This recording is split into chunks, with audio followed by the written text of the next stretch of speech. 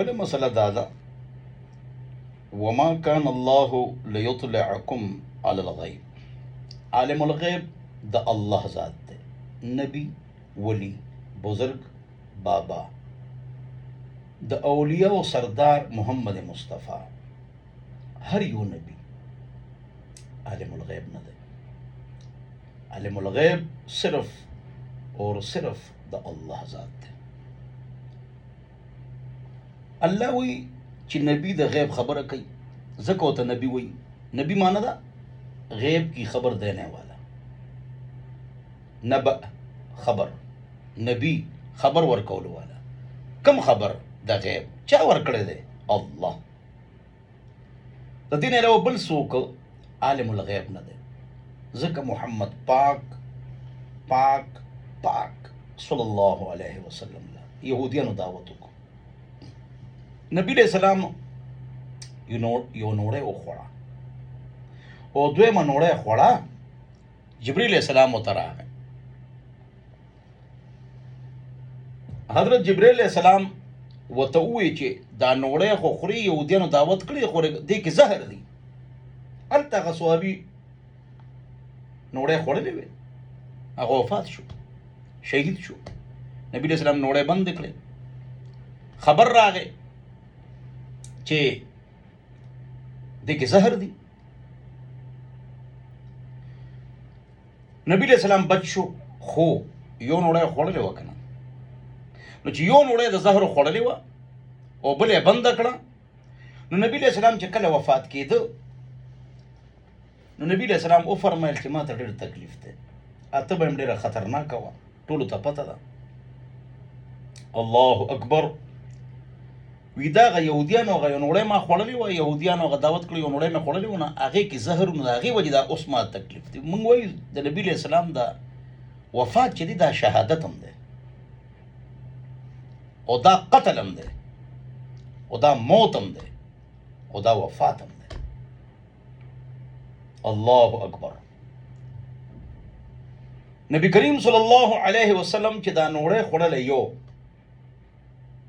محمد پاک پاک پاک صلی الله علیه وسلم که هغوی ته دا علم و چې دی کې زهر دی، نه به یې خوړه،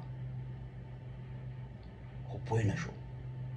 فرښتې ورته ووایي نو پوه شو. نو عالم الغیب څوک شو؟ الله. یو نبی، ولی، بزرگ، بابا، عامل، قرآن و حدیث خادم، متقی انسان، دا عالم الغیب نه دی. عالم الغیب صرف د الله رب العزت ذات دی. او ټولو انبیو سره څونه علم غیب دی، دا سمندر دی چې الله وله ورکړي دي، د علم غیب خبرې ورکړی دی، هغې مطلع دی. او نبی مطلع دی د څه؟ د غیب. خو عالم الغیب څوک دی؟ صرف الله. نبی اخبار کوي، خبر ورکوي، اطلاع ورکوي، ځکه چې الله ورته ووایي. نو د نبی ولی، د نبی چې کوم علم دی د هر یو نبی ډېر زیات دی، ټولو انبیاو علم ډېر زیات دی، خو هغه وله الله ورکړی دی.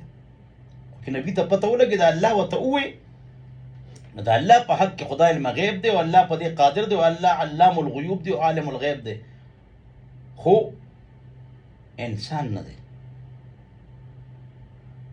ها که الله ولا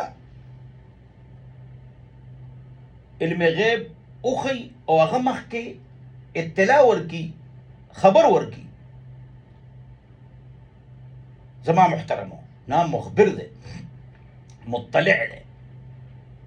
نبی علیہ السلام ډوډۍ خوړه، بلال رضی الله عنه راغی، وی راشه روټۍ وخوره. نبی علیہ السلام د رښتیا صدقه و، د دروغو بیا خو نه کو. پاک نبی محمد پاک، گناه صغیره و کبیره سے پاک. نو حضرت بلال رضی الله عنه ته ووایي چې روټۍ مې خوړلې وه، تاسو ست وکړو، بلنه مو وکړه، وینا مو وکړه چې روټۍ وخوړې، خو زما روژه ده. څه ده؟ روژه ده. نبی علیہ السلام ورته صد د رښتیا وکړو، خو هلته هغه وایي زما روژه ده، نو خوراک یې ونه کړ. نو پاک محمد پاک صلی الله علیه وسلم فرمایل چې کله یو انسان خوراک سکا کوي او بل ورته ګوري او د هغه روجی نو د هغه هډوکي ذکر کوي. سبحان الله، د هغه هډوکي ذکر کوي. زما محترمو، دا علماء کرام چې ناست دي دمونه کوي ټیک کوي، تعویذونه کوي نو ټیک کوي، ټیک کوي. دا تو صحابونو تعویذ مروي دی، دې کې اختلاف نشته. خو چې بے پردګي نه کوي، خو چې دا غیب خبر نه کوي، پتا چا سکړي هغه نوم والا که نه، د سکړي پته ولګېده نه چا کړي نه هغه نوم هم والا. زما محترمو، او زعفران غواړي پیسې لي. یو عالمه ابله پرې ما ویلي، ما ته ټلیفون وکړ، نو یو عامې ښځې له ورله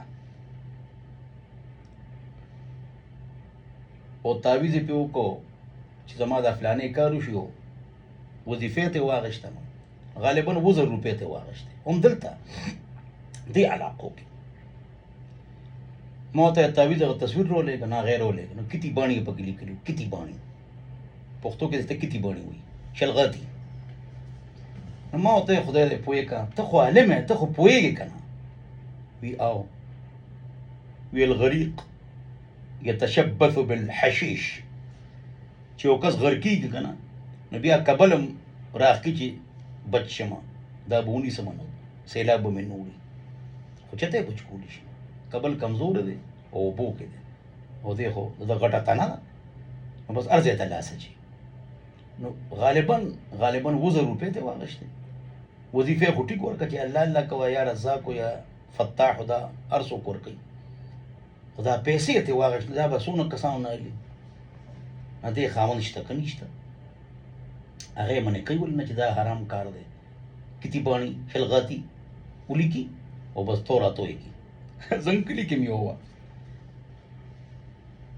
یو وه زموږ کور کې په کرایه اوسېده، ټکې مونځ به یې نه کوو، ټکې د هغې نوم راځي او د خاوند نوم راځي، او به زموږ د کور نه رڼه بل ځای ته نو بیا به یې شلغاتي ملغاتي کولو او خلکو له به یې تعویذ ورکوو. خو که مونځ کوي نو بیا هم غلطه ده، او که څه لږ علم ورسره نو بیا هم غلط کوي. ما عالمه ته تا به ورته وایي چې اللهم انا لږ وروه، که تا ته اللهم انا ورغولې وه په قرات تجوید کې، تعویذ به څه اثر وکړي. خو بس او ټول کار روان کړی چا دی؟ ښځو. دا ښځې ولې ځي؟ او ښځو نه یې روان کړی، د سړو په کنټرول کې چې ښځې نه وي که نه، نو دا سړی هم چې دی نو دا دې ته ملی وایي، ملی